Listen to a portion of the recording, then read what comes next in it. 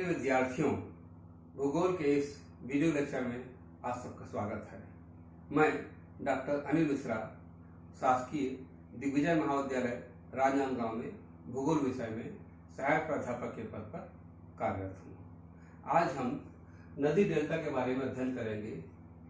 यह topic MA second semester geography के 7वें प्रश्न पत्र के इकाई 3 में सम्मिलित है। तो सबसे पहले देखते हैं कि डेल्टा किसे कहते हैं।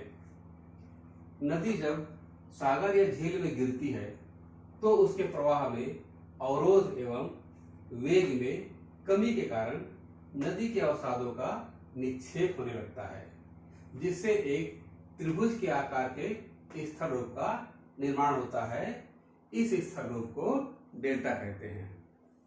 फिर से एक बार देख लीजिए, नदी जब सागर या झील में गिरती है इसलिए गिरती है क्योंकि नदी का अंतिम उद्देश्य क्या है? सागर में जाकर के समाहित हो जाना।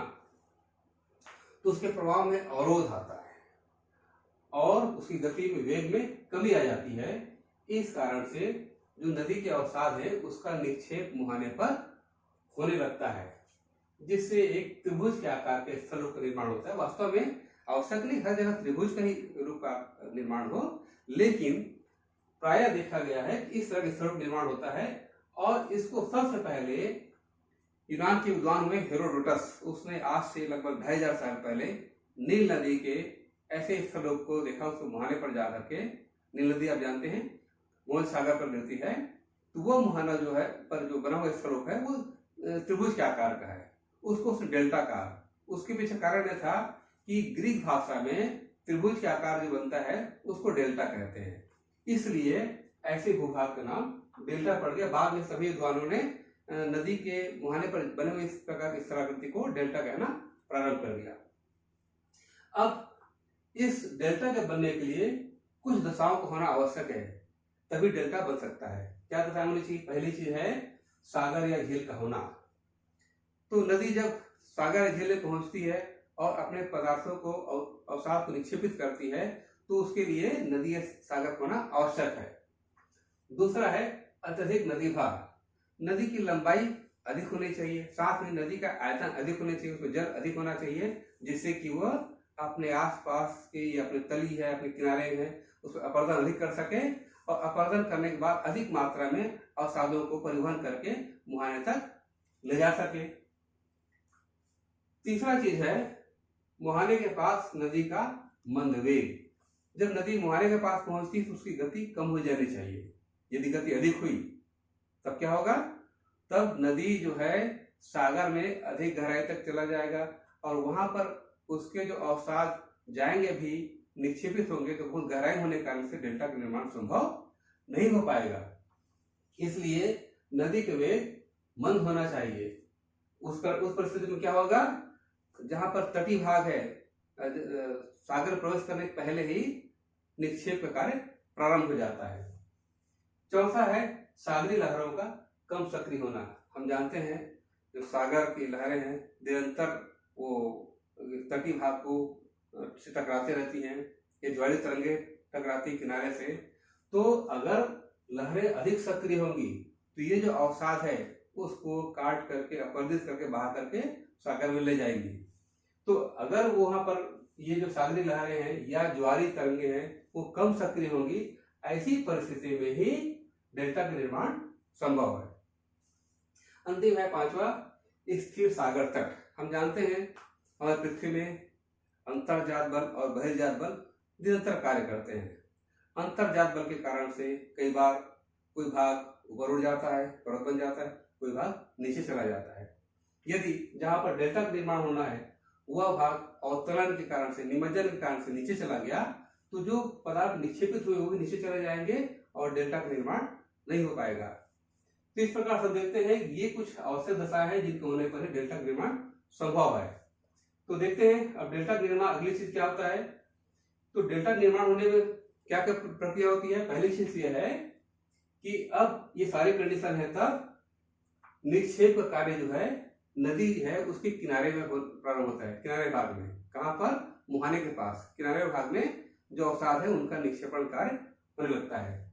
इसके साथ तली वाला भाग जो है, नीचे का भाग, तली वाला भाग, वहां पर भी निक्षेपण होने लगता है।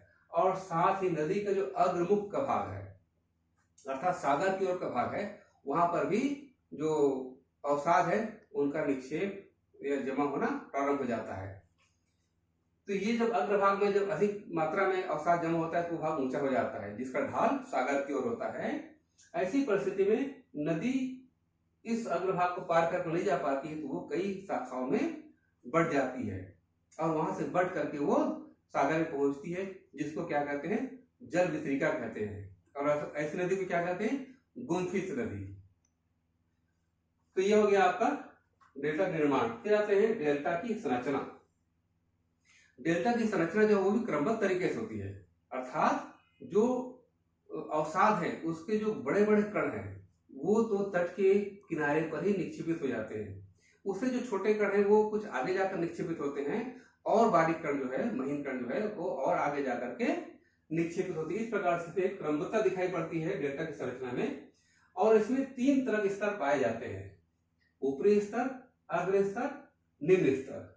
ऊपरी स्तर से तात्पर्य है कि यह जो भाग है सागर तल से थोड़ा ऊंचा होता है और एक मैदानी भाग है जिसका ढाल बहुत मंद होता है। अग्र स्तर, इसका तात्पर्य है जो सागर के जो नदी का आगे का भाग है, जो सामने वाला भाग है, अग्रमुख का भाग है, वो जो ऊंचा उठा रहता है उसको अग्र स्तर कहते हैं, जिसका ढाल जो है सागर की ओर होता है और जिससे अवसाद के पदार्थ फिसल करके सागर की ओर नीचे गिरते रहते हैं और इस प्रकार से इसका आगे की ओर ये डेल्टा बढ़ते जाता है। तीसरा है निम्न स्तर। सागर तली में काफी दूर तक के ये जो डेल्टा है उसका विस्तार होता है। अब देखते हैं हम गहराई को, डेल्टा गहराई की बात करेंगे तो डेल्टा की गहराई जो है सभी स्थानों पर जैसा नहीं होता है। जो तटीय भाग है वहां पर जो डेल्टा है उसकी गहराई कम होती है। जैसे जैसे सागर की ओर जाते हैं डेल्टा की गहराई बढ़ती जाती है, अधिक सागर की ओर पहुंचने में डेल्टा गहराई बहुत बढ़ जाती है। जैसे हम जानते हैं मिसिसिपी नदी जो मैक्सिको की खाड़ी में गिरती है, वहां पर जब बोरिंग किया गया तो 2000 फीट तक खुदाई की जा चुकी है, लेकिन अभी तक उसके वास्तविक गहराई का पता नहीं चला है। अब आता है डेल्टा की वृद्धि। डेल्टा की वृद्धि जो है उसके लिए कुछ दशाओं का होना आवश्यक है, जैसे नदी का वेग। अब नदी के वेग यदि कम है, मंद है, तो ऐसी परिस्थिति में अवसादों का जमाव बिल्कुल तट के पास होना प्रारंभ हो जाएगा और ये पास में ही डेल्टा का जमाव होने लगेगा। लेकिन यदि नदी के वेग अधिक है, ऐसी परिस्थिति में नदी तेजी से बह करके सागर में अधिक दूर तक चले जाएगी और ऐसी परिस्थिति में लंबे और सक्रिय रूप में डेल्टा का निर्माण होता है। फिर देखते हैं सागरी लहरों की सक्रियता। अगर सागरी लहर जो है वो अधिक सक्रिय है, अधिक प्रबल है, तो ऐसी परिस्थिति में भी डेल्टा का निर्माण बहुत मंद गति से होता है। लेकिन अगर सक्रिय कम है तो डेल्टा का निर्माण शीघ्र होता है। फिर होता है डेल्टा का ढाल। यदि डेल्टा का ढाल जो है अग्रभाग में जो होता है वो अधिक तीव्र है, तो ऐसी परिस्थिति में जो उसके अवसाद के पदार्थ है वो तेजी से नीचे की ओर आगे की ओर बढ़ते जाते सागर में और डेल्टा का निर्माण शीघ्रता से होता है। लेकिन सभी नदी में जो डेल्टा का निर्माण होता है वो समान दर से नहीं होता है। उदाहरण के लिए नील नदी है, उस पर जो डेल्टा है प्रतिवर्ष 12 फीट की गति से आगे बढ़ती है, जबकि पो नदी जो इटली में प्रवाहित होती है, ये नदी भूमध्य सागर में गिरती है, इसका जो प्रतिवर्ष के जो डेल्टा के आगे बढ़ने की गति है वो 80 से 200 फीट प्रतिवर्ष है। अब आता है डेल्टा का वर्गीकरण। डेल्टा का क्लासिफिकेशन कई आधार पर किया जा सकता है, जैसे कि आकृति के आधार पे, रचना के आधार पे, विस्तार के आधार पे। यहाँ पर हम एक सामान्य क्लासिफिकेशन किए हैं और यहाँ पर कुल 8 प्रकार बताया गया है। कौन कौन सा? एक तो है चापाकार डेल्टा, दूसरा है पंजाकार डेल्टा, तीसरा है ज्वारनदमुखी डेल्टा, चौथा है परित्यक्त डेल्टा, पांचवा है रुंडित डेल्टा, छठवां है पालित डेल्टा, सातवां है वर्धमान डेल्टा और आठवां है ऑरिजिन डेल्टा। एक एक करके बात करते हैं। पहले देखते हैं चापाकार डेल्टा। जैसा नाम से स्पष्ट है, चाप के आकार का। अब देखिए ये चाप के आकार का, तो ये कब बनता है? जब नदी का जो मध्य का भाग है, जो मुख्य धारा है, वो अपने साथ में अधिक मात्रा में अवसाद लेकर जाती है और बीच के भाग में अधिक जमाव करती है। किनारे पर जब अवसादों का कम जमा होता है, ऐसी परिस्थिति में चाप जैसे आकार का निर्माण होता है, या अर्धवृत्ताकार कह सकते हैं इसको, या धनुष के आकार का निर्माण होता है। इसको हम चापाकार डेल्टा कहते हैं। इस डेल्टा में बजरी, रेत, सिल्ट इन पदार्थों की अधिकता होती है और ये पारगम्य होते हैं, और इसलिए यहाँ पर नदी की जो शाखाएं हैं वो सब नीचे चली जाती हैं और नीचे जाकर बहते हुए वो सागर में मिलती हैं। नील नदी का डेल्टा जो है इसका सबसे अच्छा उदाहरण है। इसके अलावा चापाकार डेल्टा जो बनता है वो किसमें गंगा नदी, सिंध नदी, राय नदी, नाइजर नदी, डेन्यूब नदी, पो नदी, नील नदी, ये सब नदियां जो है चापाकार डेल्टा का निर्माण करती है। दूसरा आता है पंजाकार डेल्टा। ये देख रहे हैं हम लोग, ये चित्र है पंजे के समान।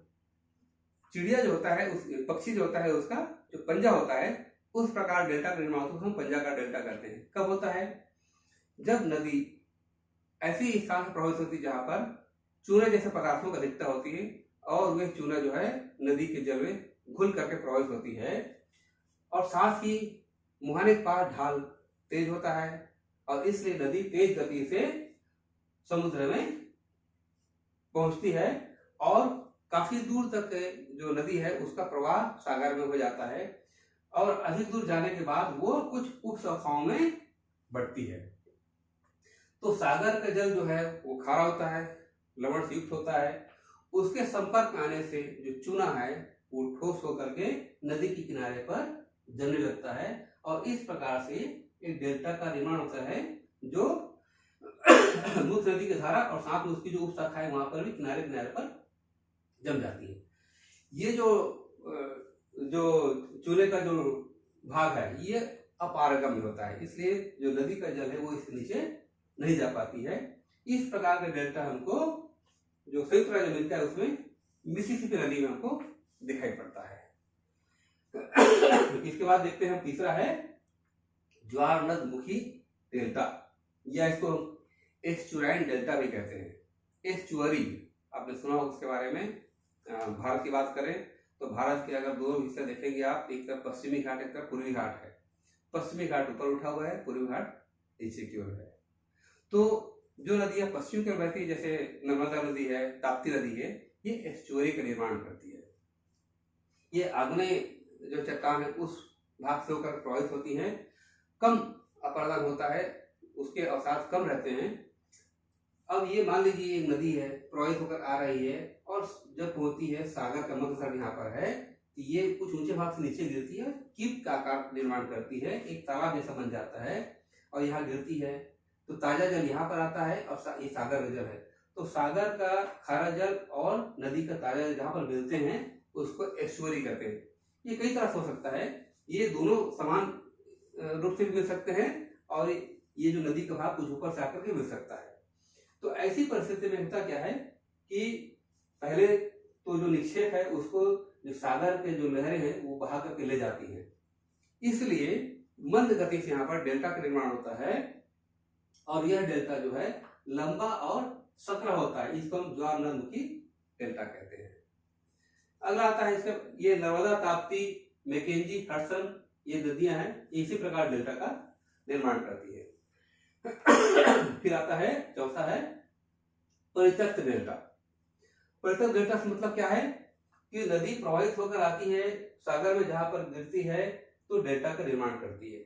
किसी कारण से मान लीजिए कोई अवरोध आ गया, नदी ने रास्ता बदल दिया और किसी और रास्ते बहने लगी और वहां डेल्टा निर्माण कर लेती है और पहला वाला रास्ता डेल्टा पहले एक बार डेल्टा जो छूट जाता है, इसको कहते हैं परित्यक्त डेल्टा।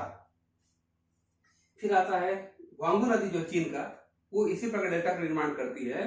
अब जानते हैं कि वांगो नदी को चीन का सूख भी कहते हैं क्योंकि अपने रास्ता को बहुत बार बदल चुकी है। पांचवा आता है रुंडित डेल्टा। तो डेल्टा का निर्माण जब हो जाता है सागर में और सागर की लहरें आती हैं और उसको अपरदित करती हैं, काट छाट करती हैं, तो जो कटा भाग जो बचा रहता है उसको कहते हैं रुंडित डेल्टा, या इसको कहते हैं भग्नाकार डेल्टा भी कहते हैं। फिर आता है छठवां है पालीयुक्त डेल्टा। मुख्य नदी की जो डेल्टा बनाती है और उसके उप शाखाएं भी डेल्टा अलग अलग बनाती है। बाद में मुख्य नदी डेल्टा में अवरोध आ जाता है और उसके अगल बगल की जो शाखाएं हैं वो डेल्टा बनाती है, तो जो आकार बनता है उसको पालीयुक्त डेल्टा कहते हैं। सातवां है वर्धमान डेल्टा। तो नदी में हर एक प्रत्येक नदी में जो डेल्टा में जो प्रगति होता है, आगे बढ़ता है सागर की ओर, उसी को वर्धमान डेल्टा या प्रगतिशील डेल्टा कहते हैं। अंतिम है अवरोधित डेल्टा। ऐसा डेल्टा जिसका विकास अब अवरुद्ध हो गया है उसको अवरोधित डेल्टा कहते हैं। अब देखिए डेल्टा का महत्व क्या है। तो पहली चीज महत्वपूर्ण यह है कि इसकी मिट्टी जो है बहुत उपजाऊ होती है, कृषि के लिए बहुत अच्छा है। दूसरी बात, विभिन्न प्रकार के जीव जंतु हैं और वनस्पति हैं, उनका आश्रय स्थल है। हम जानते हैं भारत में सुंदरबन का डेल्टा है, गंगा नदी ब्रह्मपुत्र नदी जो बनाती है। विश्व का ये सबसे बड़ा डेल्टा है जिसका क्षेत्रफल लगभग 10,000 वर्ग किलोमीटर है, जिसमें से 6,000 वर्ग किलोमीटर बांग्लादेश में और 4,000 वर्ग किलोमीटर भारत में आता है। यहाँ पर देखते हैं आप कि कितने प्रकार के वन पाए जाते हैं, कितने प्रकार के जीव जंतु पाए जाते हैं। ये जो और एक और चीज इसमें है, जो रेत है या बजरी है वो भी प्राप्त होता है यहाँ से, जिससे कि भवन निर्माण या सड़क निर्माण का कार्य किया जाता है। इस प्रकार से हम देखते हैं कि डेल्टा जो है ये मनुष्य के लिए बहुत उपयोगी है और एक महत्वपूर्ण बनावट है। तो मैं समझता हूँ कि ये जो चैप्टर है आपको समझ में आया होगा। हम किसी नए टॉपिक से फिर मुलाकात करेंगे आपसे, तब तक के धन्यवाद।